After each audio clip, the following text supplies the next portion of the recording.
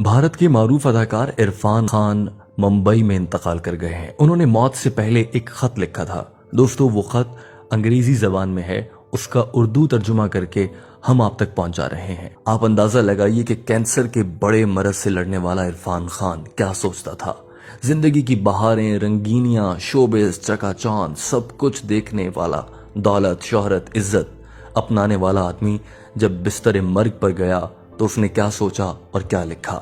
آپ کو یہ بتا دیں کہ یہ خط عرفان خان نے لندن کے ایک اسپتال میں جب وہ زیر علاج تھے وہاں بیٹھ کر لکھا تھا۔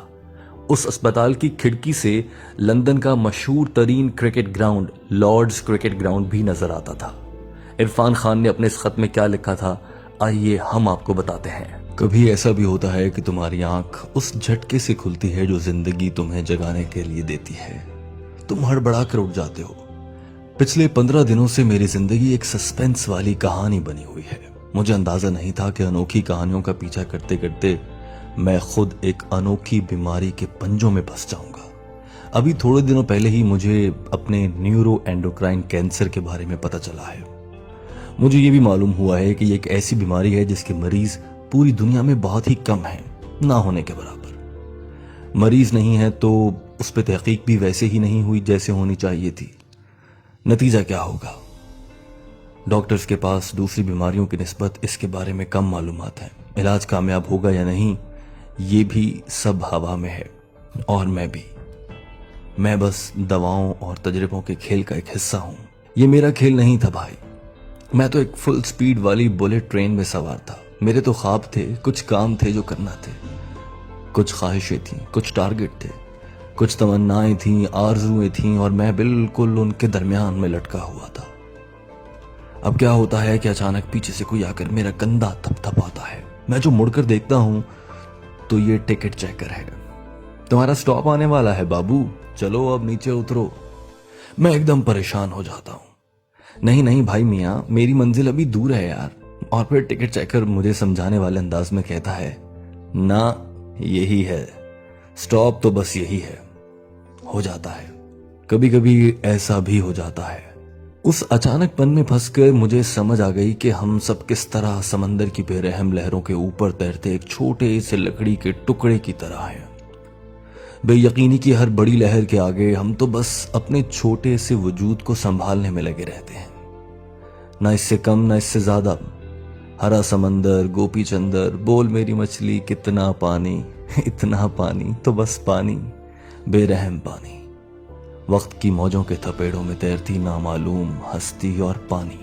اس مصیبت میں پھنسنے کے بعد ایک دن جب میں ڈرا سہما ہوا اسپتال جا رہا تھا تو میں نے اپنے بیٹے سے یوں ہی بڑبڑاتے ہوئے کہا، مجھے اس وقت اپنے آپ سے کچھ نہیں چاہیے، ہاں بس اتنا ضرور کہ یار اس عذاب سے میں اس طرح نہ گزروں جیسے اب اس وقت گزر رہا ہوں۔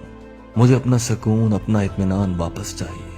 یہ جو ڈر، جو خوف، جو پریشانیاں میرے کندھوں پہ چڑھی بیٹھی ہیں، میں انہیں اٹھا کے پھینک دینا چاہتا ہوں۔ میں ایسی قابل رحم قسم کی ہونک حالت میں اب مزید نہیں رہنا چاہتا۔ اس بیماری کا شکار ہونے کے بعد میری واحد خواہش یہی تھی، اور پھر اپنی تکلیف کی طرف میرا دھیان چلا گیا۔ مطلب اتنے عرصے سے میں بس اپنی تکلیف جھیل رہا تھا، برداشت کر رہا تھا، درد کی شدت کا احساس کر رہا تھا، لیکن اس پوری مدت میں کوئی بھی چیز اسے ختم نہیں کر پا رہی تھی۔ کوئی ہمدردی، پیار بھرے بول، کوئی ہمت بندھانے والی بات، کچھ بھی نہیں۔ اس وقت پتہ ہے کیسا لگتا تھا، جیسے پوری کائنات صرف ایک چیز کا روپ دھار چکی ہے، درد، خوفناک درد، وہ درد جو ہر چیز سے بڑا ہے۔ ہر چیز سے مایوس ہو کر تھکا ہارا بے حال جب میں اسپتال کے اندر داخل ہو رہا تھا تو سامنے کی طرف میری نظر پڑی۔ یہ لندن کا ایک اسپتال تھا، سامنے لارڈز کرکٹ گراؤنڈ تھا۔ وہ لارڈز جسے دیکھنا میرے بچپن کی سب سے بڑی حسرت تھا، اور اب اس تکلیف کے دوران وہاں لگا کہ ویون رچرڈ کا ایک بڑا سا ہنستا ہوا پوسٹر بھی مجھے اپنی طرف کھینچ نہیں سکا۔ دنیا تو جیسے اب میرے کام ہی کی نہیں رہی۔ خیر، اس اسپتال میں ایک کوما وارڈ بھی تھا، وہ سارے مریض جو لمبے عرصے کے لیے ہوش اور بے ہوشی بلکہ زندگی اور موت کے درمیان لٹکے ہوئے تھے، وہ ادھر رکھے جاتے تھے۔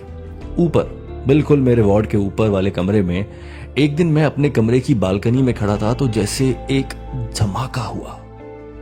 گیم آف لائف اور گیم آف ڈیتھ کے بیچ میں ہے کیا؟ ایک سڑک، کرکٹ کو گیم آف لائف بھی کہتے ہیں۔ ایک طرف ایک اسپتال ہے اور اس کے بالکل سامنے دوسری طرف ایک اسٹیڈیم، اور دونوں میں کھیلے جانے والے کھیل کی ایک چیز کامن ہے، بے یقینی۔ نہ لارڈ اسٹیڈیم میں پتا ہے کہ اگلی گیند پہ کیا ہوگا، نہ اسپتال میں اگلی سانس کا پتا ہے، کامل بے یقینی۔ یہ فیلنگ جیسے میرے اندر اتر گئی۔ اب مجھے کائنات کی وسعت، اس کی طاقت اور اس کے نظام سب کچھ کہیں نہ کہیں سمجھ آنا شروع ہو گئے تھے۔ آخر میرا اسپتال ایک کھیل کے میدان کے سامنے کیوں تھا، اور صرف میں نے ہی اس بات کو اتنی شدت سے کیوں محسوس کیا؟ یہ سب مجھے آپس میں جڑا ہوا لگنے لگا۔ تو سمجھو کہ بس جو چیز یقینی ہے وہ بے یقینی ہے، یعنی بے یقینی کے علاوہ اس پوری کائنات میں کچھ بھی ایسا نہیں جسے یقینی کہا جا سکے۔ اب جب سبھی بے یقینی کے بھاؤ میں ہیں تو میں کیا اور میری بے یقینی کیا؟ مجھے تو بس اپنی باقی رہ جانے والی طاقت کو سنبھالنا ہے اور اپنے حصے کا کھیل اچھے سے کھیلنا ہے۔ That's it۔ تو بس اس ایک لمحے کے بعد مجھے سمجھ آ گئی۔ میں جان گیا کہ نتیجہ جو بھی نکلے مجھے اس حقیقت کو ماننا ہوگا۔ ادھر سب کچھ ایسا ہی ہے، چاہے میرے پاس 8 مہینے بچے ہیں، چاہے 2 ماہ، یا بے شک 2 اور سال، یا بے شک 2 مزید سال، سب کچھ ایک طوفانی لہر میں ہے۔ اس کے بعد تمام خدشے، تمام ڈر، تمام خوف، پریشانیاں، سب کچھ دھندلے ہوتے گئے اور میرا دماغ ان سب سے خالی ہو گیا۔ ساری عمر میں پہلی بار تب مجھے اندازہ ہوا کہ آزادی کا کوئی مطلب واقعی میں ہے۔ ایسا لگتا تھا جیسے مجھے کوئی بڑی کامیابی ملی ہے، جیسے زندگی کا جادو بھرا ذائقہ مجھے پہلی بار چکھنے کو ملا ہے، اور یہ سب میرے جسم کی ایک ایک پور میں اتر چکا تھا۔ اس پوری بیماری کے دوران لوگ میرے لیے دعائیں کرتے رہے، لوگ جنہیں میں جانتا ہوں، لوگ جنہیں میں نہیں بھی جانتا، وہ سب مختلف جگہوں پر مختلف اوقات میں میرے لیے دعائیں کرتے رہے، اور مجھے لگا کہ ان سب کی دعائیں مل کے ایک ہو گئیں، ایک بڑی سی طاقت جسے ایک لہر کی بڑی سی موج کی طاقت ہوتی ہے۔ وہ بس ریڑھ کی ہڈی سے میرے اندر تک اتر گئی اور میری کھوپڑی کے اندر اس نے اپنی جڑیں بنا لی ہیں۔ اب وہ ادھر اگتی رہتی ہے، کبھی ایک چھوٹا سا امید کا پودا، کبھی ایک پتا، کبھی ایک نرم سا تنا۔ میں اسے دیکھتا ہوں اور خوش ہوتا رہتا ہوں۔ اتنی ساری دعاؤں کے نتیجے میں اس پہ جو بھی پھول اگتا ہے، جو بھی نئی ٹہنی نکلتی ہے، جو بھی پتا آتا ہے، وہ مجھے صرف خوشگوار سی حیرت اور خوشیاں دیتا ہے۔ تو وہ جو لکڑی کا ننھا سا ٹکڑا ہے نا، اسے کیا ضرورت ہے کہ وہ پانی کے بہاؤ کا رخ بدلنے کی کوشش کرے؟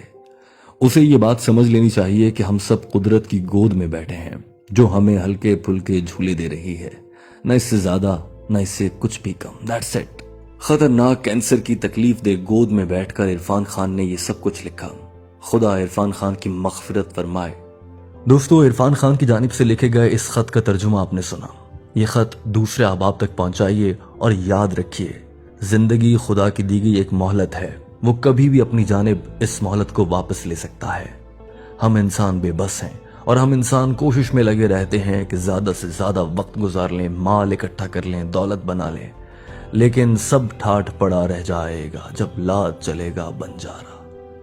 عرفان خان دنیا میں نہیں رہے، rest in piece Irfan Khan.